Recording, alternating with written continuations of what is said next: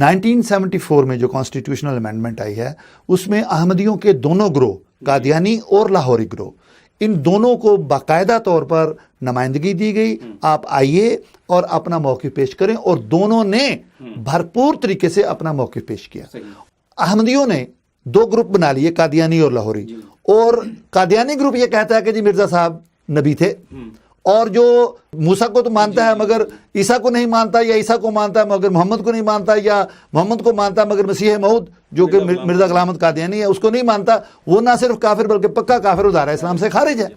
तो जब अहमदी हमें इस्लाम से खारिज करते हैं,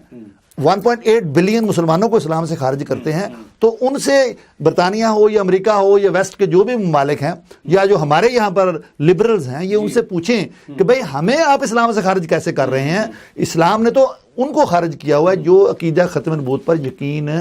नहीं रखते।